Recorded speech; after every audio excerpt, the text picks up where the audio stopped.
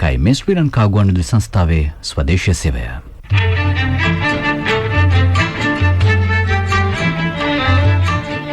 අඳුරෙන් එළියට.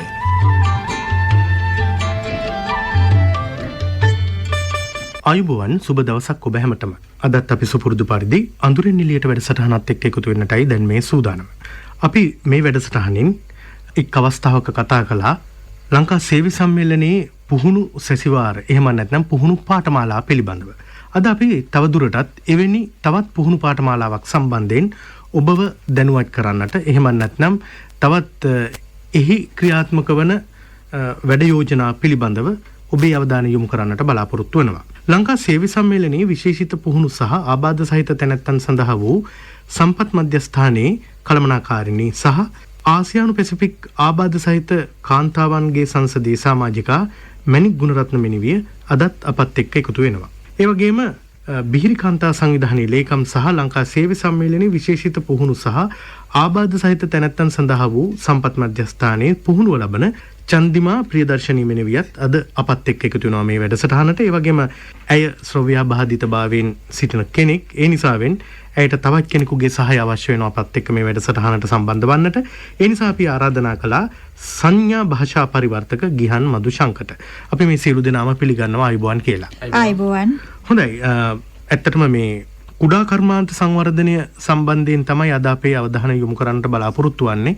රටක සංවර්ධන ක්‍රියාවලියේදී මහා පරිමාණ, කුඩා පරිමාණ, ඒ වගේ මධ්‍ය පරිමාණ කියලා අංශ තුනකින් තමයි මේ රටේ සංවර්ධන කටයුතු සිදුවන්නේ. ඉතින් මෙහිදී අපි අවධානය යොමු කරන්නට බලාපොරොත්තු වෙන්නේ කුඩා කර්මාන්ත සංවර්ධනය සම්බන්ධයෙන් ලංකා සේවි සම්මේලනයේ මෙදිහත් වන ආකාරය සම්බන්ධව. මණික් මේ අපි කතා කළොත් ආබාධ සහිත තැනැත්තන් සඳහා මෙවැනි වැඩසටහනක් ආරම්භ කිරීමට ඇත්තටම අදහස් කළේ ඇයිද කියන කාරණේ ඔබ මට දෙන පිළිතුර මොකක්ද? ඔව් දැන් කුඩා කර්මාන්ත දියුණු කිරීම අවශ්‍ය වෙනවා. දැන් ආබාධ සහිත පුද්ගලයන් ගත්තාම හැමෝම රැකියාගත කරන්න අමාරුයි. ඉතින් රැකියාගත නොවන පිරිසක් සිටිනවා. මේ පිරිස ගෙවල් වලට වෙලා කොටු වෙලා ඉන්නවට වඩා ඔවුන්ව ඉදිරියට අරගෙන ඇත්තටම ආබාධ සහිත ව්‍යවසායකයන් බිහි කිරීම හරිම වැදගත් වෙනවා. අනේ ආබාධ සහිත ව්‍යවසායකයන් බිහි කිරීමේ වැඩසටහනක් ලෙස තමයි මේ කුඩා කර්මාන්ත දියුණු කිරීමේ වැඩසටහන අපි ආරම්භ කරේ. බොහෝ වෙලාවට ලංකාවේ තියෙන මතය තමයි ගොඩක් වෙලාවට දෙන්නේ ස්වයං රැකියා ආධාරයක් දෙනවා ආබාධ සහිත පුද්ගලයෙකුට. ඊට පස්සේ ස්වයං රැකියා ආධාරය වියදම් කරනවා කිසිම පසු විපරමක් කරන්නේ නැහැ. ඒක නිසා එහෙමම ව්‍යාපාරෙත් නැති වෙලා යනවා. ඒ ආධාරෙත් නැති වෙලා යනවා. නමුත් අපි වෙනස් විදියකට මේ කුඩා කර්මාන්ත දියුණු කරන්න ආබාධ සහිත ව්‍යවසායකයන් බිහි කිරීමේ වැඩසටහනක් ආරම්භ කරා. මම වැඩසටහනේ ඉස්සරහට යද්දිත් මම විශේෂ ඒවා කියන්නම්. අපි ආබාධ සහිත පුද්ගලයන් ව්‍යාපාර සැලැස්මක් පුරුදු කරනවා. ඔවුන්ට අඩුපොලි සහිත ණය ලබා දෙනවා. ඉතින් මේ ආදී මොකද ව්‍යවසායකයන් බිහි කිරීමේ වැඩසටහනක් ලෙස තමයි මේක ආරම්භ කරේ. මොකද ලෝකයේ අනිත් රටවල් වල දියුණු රටවල් වල කරන විදියට තමයි මේක කරන්න අපි ආරම්භ කරේ. ඔව් මාර එක්වතාවක් වැඩසටහනක දිනුත් ඔබ පිළිබඳව කතා කරද්දී කිව්වා මේ ජාත්‍යන්තර අත්දැකීම් මේ රටේ ශිෂ්‍ය ප්‍රජාවට ලබා දෙන්නට උත්සාහ කිරීම විශාල වශයෙන් ඉදිරි අනාගතයේ සැලසුම් සහගතව පවත්වාගෙන යන්නට ආබාධ සහිත පුද්ගලයන්ට ලොකු පිටිවහලක් වෙලා තිබෙන බව. ඉතින් ඒ නිසා ඇත්තටම ඔබ ජාත්‍යන්තරය හා සම්බන්ධ වෙමින් කෙරෙන පුහුණු වීම, පුහුණු සැසිවාර ඒ වගේ අවස්ථාවන්හිදී ඔබ උකහා ගන්නා අත්දැකීම් බොහෝ සෙයින්ම මේ ශ්‍රී ලාංකික ප්‍රජාවට ලබා දීම ඉතාමත්ම ගෞරවනීය පැසසිය යුතු කාරණාවක් හැටියට අපි සඳහන් කරනවා. හොඳයි දැන් මා යොමු වන්නට බලාපොරොත්තු වෙන්නේ චන්දිමා ප්‍රියදර්ශනී වෙතට. ඇයට ශ්‍රව්‍යා බාධ තිබෙන කෙනෙක්, කතන ආබාධ තිබෙනවා. ඉතින් ඒ නිසාවෙන් ඇයගේ මේ කතා බහට අපි එකතු කරගන්නේ සංඥා භාෂා පරිවර්තක ගිහන් මදුශංක මහත්මයා.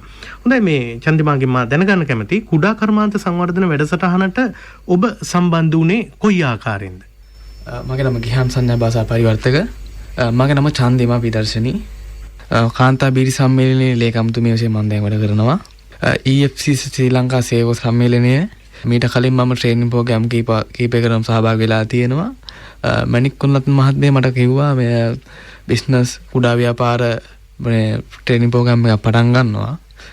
ඒකට එන්න කැමතිද කියලා. ඉතින් ඔය ඉතින් මම ඊට කලින් ඒ දේ හදාරන්න වගේ පොඩි බිස්නස් එකක් තිබ්බා. ඒක දැනුම වැඩි දියුණු කරගන්නත් එක්ක මම කැමතියි කියලා මිස්ටර් කිව්වා. ඊට පස්සේ තමයි මම මේ වැඩසටහනට සහභාගී වුණේ. හොඳයි මේ චන්දිමා කලින් කරපු ඒ ව්‍යාපෘතිය මොකද්ද? හිතවතුනි මා කලින් සඳහන් කළ පරිද්දෙන් චන්දිමා වෙනුවෙන් සංඥා භාෂා පරිවර්තකයෙකුගේ අවශ්‍යතාවය අපිට තිබුණා. ඒ වෙනුවෙන් අපි ආරාධනා කළේ ගිහන් මහතාට.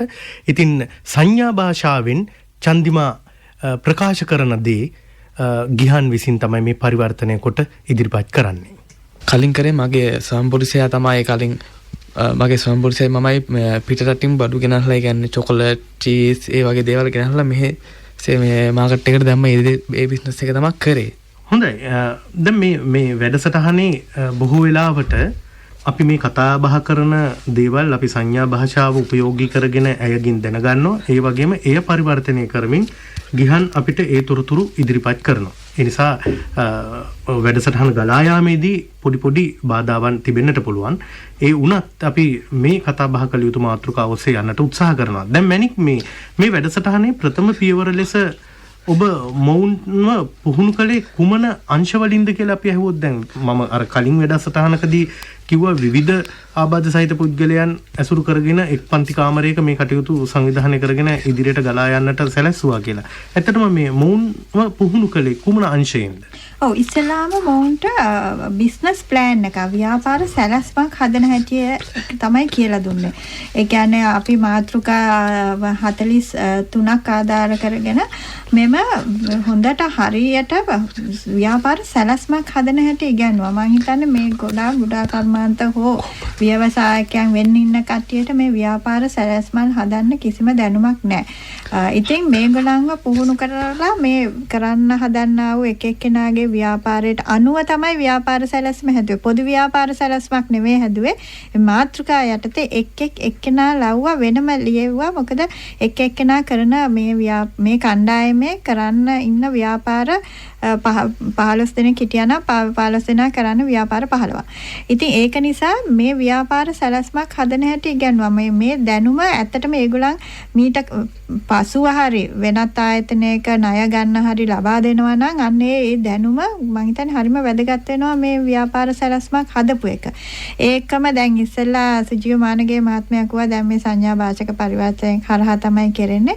මොකද ඇත්තටම දැන් ශ්‍රව්‍යාබාධ සහිත පුද්ගලයන් සමාජයේ කොන් වෙනවා. ඔවුන්ට ඉදිරියට එන්න අවස්ථාව හම්බ වෙන්නේ නැහැ. ඒ වගේම වැඩසටහන් වලට ඇවිල්ලා ඔවුන්ගේ හඬ ප්‍රකාශ කරන්න අවස්ථාව හම්බ වෙන්නේ නැහැ. ඉතින් ඒක නිසා තමයි මම විශේෂයෙන්ම මේ වැඩසටහන් වලට ශ්‍රව්‍යාබාධ සහිත පුද්ගලයන් සහභාගී කරගන්නවා. ඒ වගේම මෙම ගුවන්විදුලි වැඩසටහනටත් මම සහභාගී කරගන්නවා. ඔවුන්ගේ හඬ සංඥා භාෂා පරිවර්තකය හරහා හරි ලංකාව පුරාට යන්න ඒ වගේම ලෝකේ පුරාවට යන්න අවශ්‍යයි. මම හිතන්නේ මේ අවස්ථාව දෙන එක තමයි වැදගත් වෙන්නේ. ඒක නිසා තමයි මම අද චන්දිමා ප්‍රියදර්ශිනී මහත්මිය මෙතනට කැඳවාගෙනත් ආවේ.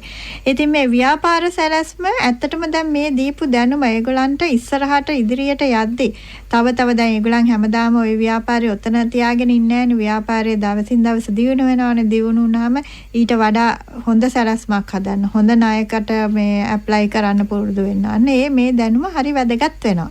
ඔව් මා චන්දිමා ප්‍රියදර්ශිනී මහත්මිය වෙතට යොමු වෙන්නට උත්සාහ කරන්නේ. දැන් මේ ව්‍යාපාර සැලැස්මක් සෑදීමේදී ඔබට මේක අලුත් අත්දැකීමක් වන්නට පුළුවන්. ඔබ ලැබූ අත්දැකීම් කොයි ආකාරයෙන්ද අපිට ඉදිරිපත් කරන්නේ? ඔව් ඇත්තනම මම බිස්නස් එකක් කලින් ඉඳන් කරපු කෙනෙක්. මේ මට හිතා ගන්න බෑ බිස්නස් එක සාර්ථක කරගෙන යන්නේ කොහොමද කියලා. ඉතින් ඒක හරියම ප්‍රශ්නයක් කියලා තිබ්බා. කොහොමද ලාභය උපයගන්නේ? පාඩුවක් ලැබුණා මේක පියවගන්නේ කොහොමද? ඒ දේවල් මට හරියම තේරුමක් තිබෙන්නේ නැහැ. නමුත් මම සේවක සම්මේලනයේ සහභාගී වෙලා ක්ලාස් එකේ දිගටම ඉස්සරහට යනකොට මට තේරුණා ලාභය ලබන්නේ කොහොමද? ඒ පාඩුවක් වුණා නම් ඒක මේ පියවගන්නේ කොහොමද? ලෝන් එකක් ගන්නෙ කොහොමද? අපෙන් බඩු ගන්න එන කස්ටමර්ස්ලා අපි කොහොමද සලකන්න ඕනේ? ඒ කට්ටිය වැඩිපුර ගෙන්න ගන්න ඕනේ කොහොමද? ඒ හැම දෙයක්ම අපිට මේ හරහා ඉගෙන ගන්න ලැබුණා කියලා මම හිතනවා. හොඳයි මේ දැන් මැනික් විශේෂයෙන්ම මේ පුහුණු කරන ලද මෙම කුඩා කර්මාන්ත සම්බන්ධයෙන් ගොඩනැගෙන ව්‍යාපාර කිරීමට මොවුන් කොයි විදියටද අදහස් කරන්නේ? ඇත්තටම දැන් ඉස්සෙල්ලාම මම මේගොල්ලන්ව පුහුණු කරා ඒගොල්ලන්ගේ ව්‍යාපාර සැලැස්ම හදන එක. ඊට පස්සේ දැන් අපි මේගොල්ලන්ට ලබා දෙනවා ආයතනය මගින් අඩු පොලි 104 අඩු පොලියට ණය මේ ව්‍යාපාරය දියුණු කරන්න. දැන් ලංකාවේ තියෙන ගොඩක් ප්‍රශ්න ගැටලු තමයි මේ බැංකුව හරහා ආබාධ සහිත පුද්ගලයන්ට ණය ගැනීමට තියෙන අපහසුකම්. ඒ කියන්නේ ගොඩක් වෙලාවට බැංකුව වලින් ණය ලබා දෙන්නේ ණය ගන්න කෙනෙක් නැහැ, ණය ගන්න තැනක් නැහැ. ඉතින් ඒ වෙකම ගොඩාක් විශාල වශයෙන් පොලි අය කරනවා. ඉතින් ඒක නිසා තමයි හොඳ ව්‍යාපාර සැලැස්මක් හැදෙව්වා මේගොල්ලෝ ලව්වා. ඊට පස්සේ ඔවුන්ට ඇත්තටම දැන් මේගොල්ලන්ට දෙන ණය එක එකනා ඉල්ලන ණය ප්‍රමාණය වෙනස්. ඔවුන් ගෙවන්නේ කොච්චර කාලයකද කියන එකත් ඔවුන්ම තීරණය කරා. මාස 6ද අවුරුද්දද අවුරුදු දෙකද. ඉතින් ඒ අනුව මාසයකට ගෙවිය යුතු ප්‍රමාණයක් තියෙනවා. 104 අඩු පොලියට අපි ණය ලබා දෙනවා. ඇත්තටම මේක දැන් වැදගත් වෙනවා. මොකද මේක අපි කරපු පළවෙනි පාර නෙමෙයි. මින් පෙරත් ආබාධසහිත පුද්ගලයන් විශාල ගණනාවකට විශාල ප්‍රමාණයකට අපි ණය ලබා දෙලා තියෙනවා. ඔවුන් මේ ණය නැවත වරක් අපිට ගෙවුවාම ඒ මුදල පාවිච්චි කරලා තමයි ඊළඟ කණ්ඩායමට මේ ණය දෙන්නේ. ඉතින් ඒ තියෙනා වූ අපේ මුදල ආබාධසහිත පුද්ගලයන් අතරේම එහා මෙහා හුවමාරු වීමක් වෙන්නේ. මොකද මේ කණ්ඩායම ණය ගෙවුවාම අපිට පුළුවන් තව කණ්ඩායමකට ඒ ලබා දෙන්න. ඉතින් ඒක තමයි ඇත්තටම වැදගත්කම වෙන්නේ මේකේ. මොකද නැත්නම් මේ ආබාධ සහිත ව්‍යවසායකයන් බිහි කිරීම හරි අවශ්‍යයි. මම ඉස්සෙල්ලා කිව්වා වගේ. ඉතින් ඔවුන්ව බිහි කරන්න ඔවුන් හැමදාම මේ බිස්නස් එක එකතැන තියලා හරියන්නේ නැහැ. බිස්නස් එක දියුණු වෙන්න ඕන. ඒ කියන්නේ ව්‍යාපාරය දියුණු කරන්න තමයි අපි උත්සාහ කරන්නේ. ඔව් දැන් මේ ව්‍යාපාර සැලැස්ම මුලින්ම හදන්න ඕනේ. ඒ කාරණා විස්තර කරන් පස්සේ ව්‍යාපාරය පටන් ගන්නකොට වැඩි දියුණු කරන්න. එහෙම නැත්නම් තිබෙන ව්‍යාපාරයක් වැඩි දියුණු කරන්නට ඒ අවශ්‍ය උපදේශන සේවාව පුහුණුව සියල්ලම ලංකා සේව සම්මේලනයෙන් ලබා දෙනවා. දැන් මුල්‍යමය පහසුකම් පිළිබඳව කතා කරද්දී ඔබ කිව්වා ඊටාත්ම අඩු පොලියකට ණය පහසුකම් ලබා දෙනවා කියලා. එතකොට මේ ණය අය කර ගැනීමේදී කාල සීමාවන් එහෙම නිර්ණය කරන්නේ කොයි ආකාරයෙන්ද මැනි? ඔව් ඒක තමයි මම කිව්වේ ගන්න ණය ප්‍රමාණය තීරණය කරන්නේ ආබාධ සහිත පුද්ගලයා. ඔවුන් කොච්චර කාලෙකින්ද මේක ගෙවන්නේ කියන එකත් තීරණය කරන්නේ ආබාධ සහිත පුද්ගලයා. මොකද ඒ ව්‍යාපාරය අනුව ඒගොල්ලන්ට සමහර වෙලාවට අවුරුද්දෙන් ගෙවන්න බැරි වෙන්න පුළුවන්. ඒගොල්ලෝ අවුරුදු දෙකක් ඉල්ලනවා. ඉතින් ඒ අනුව ගෙවන ප්‍රමාණයන් වෙනස් වෙනවා. අපි මේක කරන්නේ ලංකා සේව සම්මේලනයත්. අපි මේ සඳහා බැංකුවකුත් මේ සහභාගී කරගන්නවා. ඉතින් ඒ එකතු වෙලා මොකද බැංකුව වලට තියෙන හොඳ දැනුමක් ණය දීම සහ ණය පියවා ගැනීම කියන එකට රිකවරි ප්‍රොසෙස් එක. ඉතින් ඒක නිසා ඒ ඔක්කොම ඒ කණ්ඩායමක් හැටියට එකතු වෙලා තමයි මේක දියුණු කරන්න අපි උත්සාහ කරන්නේ. ඔව් මැනික් දැන් මෙහෙම අපි හිතමු දැන් මේ ණය දීලා කෙටි කාල සීමාවකට හෝ ටික කාලයක් ගත වෙන්නට හෝ ණය අය කර ගැනීමේ කාල සීමාව නිර්ණය කරලා දුන්නාම මේ කරගෙන යන ව්‍යාපාර අසාර්ථක වුණොත් ඔවුන්ගෙන් අය කර ගැනීමේ ක්‍රමවේදයේ යම්කිසි වෙනස්කමක් සිද්ධ වෙනවද? ඔවුන්ට සහන කාලයක් යලිත් දෙනවද? ඒ ව්‍යාපාර සාර්ථක වුණාද කියලා සොයා බැලීමේ ක්‍රමවේදයක් තියෙද? කොහොමද ඒ කටයුත්ත කරන්නේ? අනිවාර්යයෙන්ම තියෙනවා මේ මොනිටරින් ප්‍රොසෙස් එක තියෙනවා. මේගොල්ලෝ දියුණු වෙනවද කියන එක බල තමයි අපි සල්ලි ඇත්තටම ඔවුන්ට ලබා දෙන්නේ. එක්තරා අධියර කිහිපයකින් ලබා දෙනවා. බොහෝ දෙනා ඉතින් එක් දේවල් වලට තමයි මේ මුදල් ඉල්ලද සමහරු මැෂින් ගන්න, ඒ කියන්නේ උපකරණ ගන්න, සමහරු අමුද්‍රව්‍ය ගන්න, ඒක ඉල්ලපු දේවල් තියෙනවා. ඉතින් ඒ අනුව ඒවා එක ඒ මුදල් ප්‍රමාණයවල් රිලීස් කරන්නේ දෙන්නේ Taman දියුණු වෙන විදිය බලලා. මොකද අන්න ඒක තමයි අවශ්‍ය වෙන්නේ. ව්‍යාපාරයක් දියුණු කරන්න ඔක්කොම එකපාරට විනාශ කළා හරියන්නේ. ටිකෙන් ටික ඒ දියුණු වෙන විදිය බලලා කරන විදිය අනුව මේ පසු විපරම හරි අවශ්‍යයි. මේ මොනිටරින් කියන එක කරන ගමන් තමයි කරන්නේ. ඒක නිසා තමයි මම කිව්වේ ලංකා සේව සම්මේලනයයි තව බැංකුවත් එකතු වෙලා තමයි මේ එක කරගෙන යන්නේ. හොඳයි මේ චන්දිමා දැන් ඔබ දැනට කරගෙන යන ව්‍යාපාරයේ කොයි ආකාරයේ ව්‍යාපාරයක්ද ඔබ දැනට කරගෙන යන්නේ?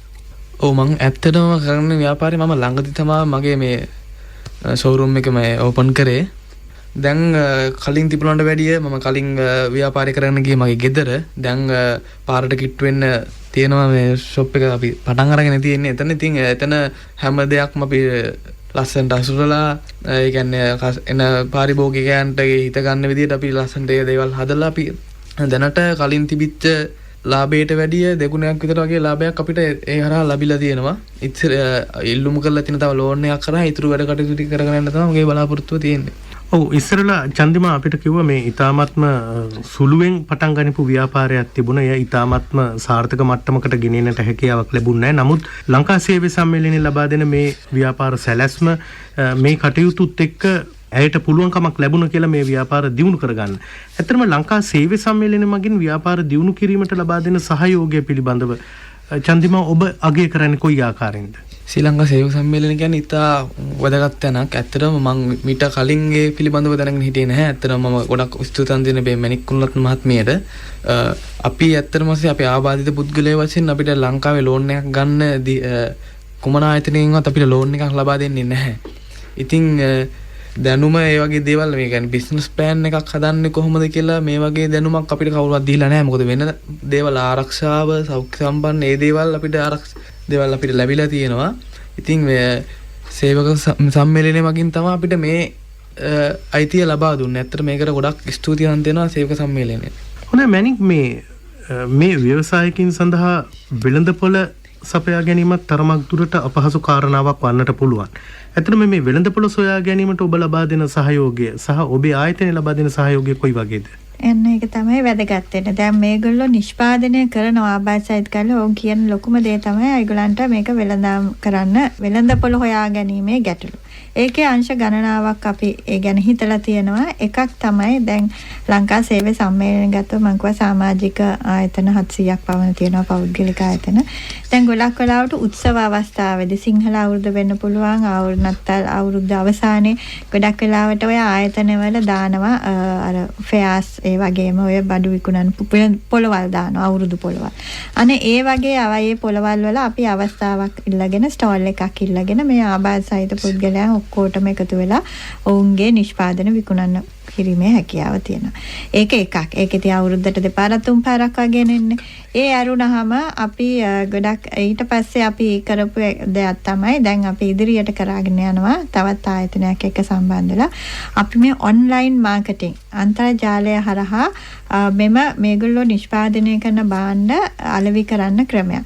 එතකොට මේගොල්ලෝ කියන්නේ ආබාධසහිත පුද්ගලයන් නිෂ්පාදනය කරන මෙම කණ්ඩායම විතරක් නෙවෙයි ඕනම කෙනෙකුට සහභාගී වෙන්න පුළුවන්. ඔබ නිෂ්පාදනය කරන යම්කිසි භාණ්ඩයක් තියෙනවා නම් ඒකේ සාම්පල් එකක් හදලා ඒක සාම්පල් එකක් හොඳ පැකින් එකක දාලා මොකද ඔන්ලයින් මේවා වෙනද කරනකොට අර පෙනුම හරි වැදගත් වෙනවා. මොකද ඒ අපියරන්ස් එක කියන්නේ හොඳ පැකින් එකක දාලා අපිට නම් ගාම ඔයගලන්ගේ වෙළඳ නාමයන් ඒව ඔක්කොම එක අපේ ආයතනයට බාර දුන්නොත් අපි ඒවා ඔන්ලයින් මාකට් කරලා එරි ලැබෙන ඉල්ලුම් දැන් හිතන්නකෝ ඔබගේ නිෂ්පාදනය කවුරු හරි වෙන රටකින් හරි වෙනම කෙනෙක් මේකෙන් ඕඩර් එකෙන් මේකෙන් 100ක් ඉල්ලන්න පුළුවන් 200ක් ඉල්ලන්න පුළුවන් 10ක් ඉල්ලන්න පුළුවන් ඒ වගේ ඕඩර්ස් ආවම අපි ඔයගලන්ට කියනවා මෙන්න මේ ප්‍රමාණය අපිට ලබා දෙන්න කියලා.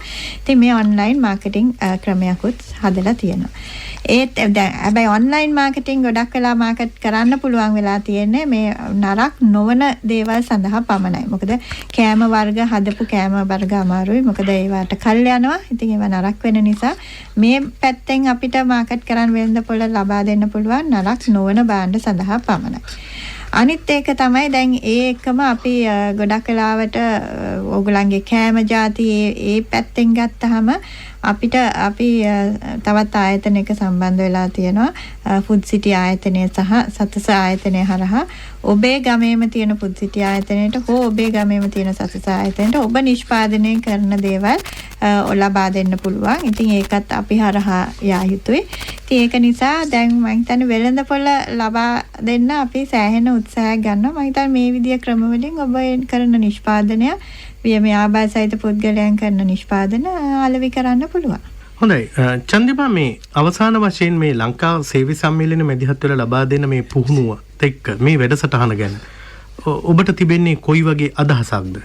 ඇත්තටම EFC ආයතනය ගැන කතා කරොත් සේවා සම්මේලනය පිළිබඳව ඉතාම වැදගත් ආයතනයක්. මීට කලින් මේ වගේ දිරිගැන්වීම් අපිට තියෙන ප්‍රශ්න ගැටලු ඒ දේවල් අපි කතා බහ කරගන්න හරිම කියන්න තේරෙන්නේ නැහැ ඒ තරමට.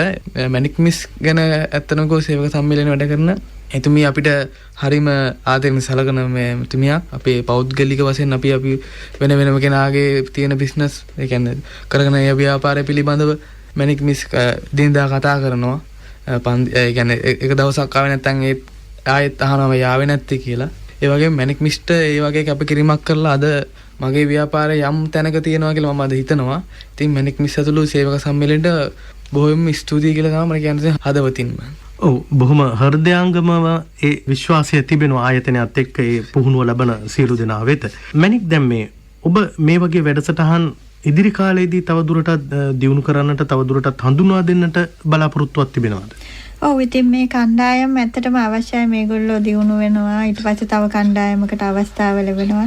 දැන් ගොඩක් වෙලාවට දැන් මේ කණ්ඩායම දැන් ඒ පුහුණුව අවසන් වෙලා ගියාම ඉතින් ඇත්තටම මේගොල්ලෝ යනවා කියන්නේ තවත් කණ්ඩායමකට ඉඩ සලසනවා. ඉතින් ඒක තමයි අවශ්‍ය වෙන්නේ. ඒ වගේම මේගොල්ලෝ තව ලබා දෙන අනිත් කට්ටියට මේ දැන් මන් දීපු දැනුම මේගොල්ලන්ට තව කීප දෙනෙකුට ලබා දෙන්න පුළුවන්. ඉතින් ඒක තමයි අවශ්‍ය වෙන්නේ. මොකද අවසානයේදී ආබාධ සහිත පුද්ගලයා දියුණු වෙන්න ඕන, මේ සමාජයේ ජීවත් වෙන්න ඕන, ඔවුන්ගේ අයිතිවාසිකම් උන් ළඟා කරගන්න ඕන. ඒක තමයි දැන් ඇත්තටම ලංකා සේවය සම්මේලනයේ අයිතිවාසිකම් පදනම් කරගත්තා වූ පුහුණු වීම සහ වැඩසටහන් අපි කරන්නේ. මොකද ඒක තමයි අවශ්‍ය.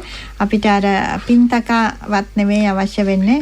ආබාධසහිත පුද්ගලයන්ගේ අයිතිවාසිකම් ඔවුන් වෙත ළඟා කර දීම තමයි අපගේ එකම බලාපොරොත්තුව. හොඳයි මැනික් මේ කතාබහ බොහෝ දෙනෙක් අහගෙන හිටිය. දැන් මේ පිළිබඳව තොරතුරු විමසන්නට කැමැත්තෙන් යම් පිරිසක් ඇතනම් අපි කැමති දුරකථන අංකය සඳහන් කරන්න ඔවුන්ගේ දැනගැනීම පිණිස. ඔව්.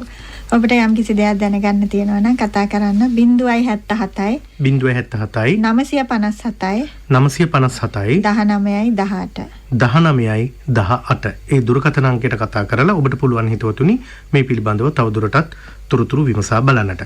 හොඳයි එහෙමනම් අද දවසේ අපි මේ වැඩසටහනෙන් සමුගන්නට බලාපොරොත්තු වෙන්නේ කුඩා කර්මාන්ත සංවර්ධනයේ උදෙසා වූ මේ ව්‍යාපෘතිවලට ලංකා සේවය සම්මේලනයේ දායකත්වය ලබා දෙන්නේ කොයි ආකාරයෙන්ද යන්න පිළිබඳවයි අද අපි සාකච්ඡා කළේ.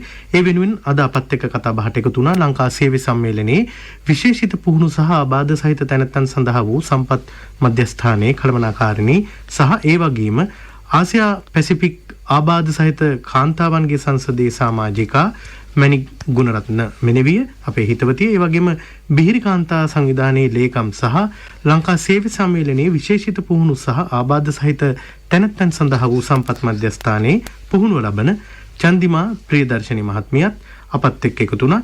ඇයගේ සහායට සහ ඔබට මේ තොරතුරු කියන්නට සංඥා භාෂා පරිවර්තක මහත්මියකුගේ ආධාර උපකාරාද අපි ලබා ගත්තා. ඒ සංඥා භාෂා පරිවර්තක ගිහන් මදුශංක මහත්මයා බෙහෙවින් ස්තුතිවන්ත වෙන මේ සියලු දෙනාටම අද අපත් එක්ක එක් වී මේ වැඩසටහන සාර්ථක කරගන්නට මැදිහත් වීම පිළිබඳව.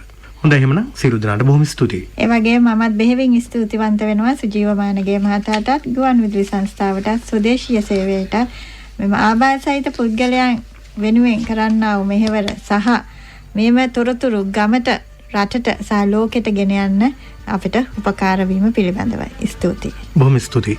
හිතවතුනි අපි සමුගන්නම් අද වැඩසටහන පටිගත කළේ ඉන්දුනිල් උපමාලිකා නිෂ්පාදනය කොට ඉදිරිපත් කළ මා සුජීවමානගේ.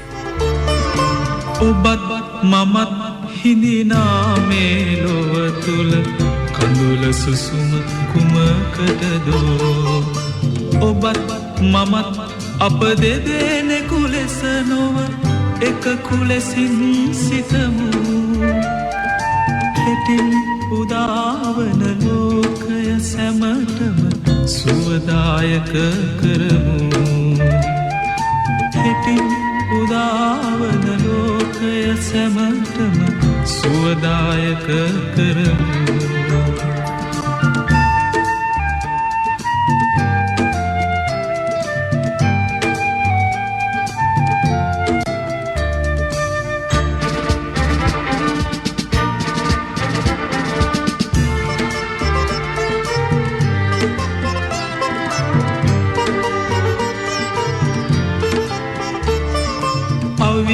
ගෙටෙනාබිම් තලය පුරා යුධයේ ගිනිදැල් පැතිරෙන්නේ දුක් විලාපයයි මිනිසුන්නේ යුධ වැදී කුමට මේ එකම පොළව මත එකම ලයින් අප සැදුනේ එකම සුසුම් ලය ඔබත් මමත් හිඳිනා මේ ලොව තුල කඳුල සුසුම කුමකටදෝ ඔබත් මමත් අප දෙදෙනෙකු ලෙස නොව එකකු ලෙසින් සිතමු හිටින් උදාවන ලෝකය සැමටම සුවදායක කරමු හිටින් උදාවන ලෝකය සැමටම සුවදායක කරමු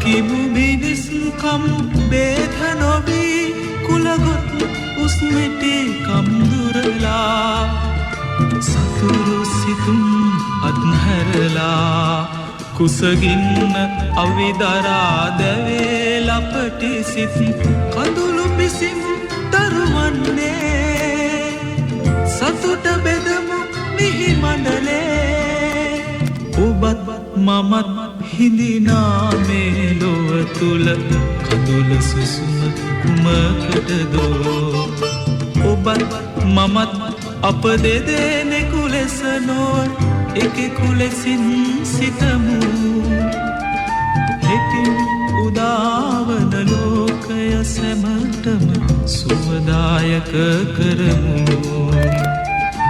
හිතින් උදාවන ලෝකය සැමටම සුවදායක කරමු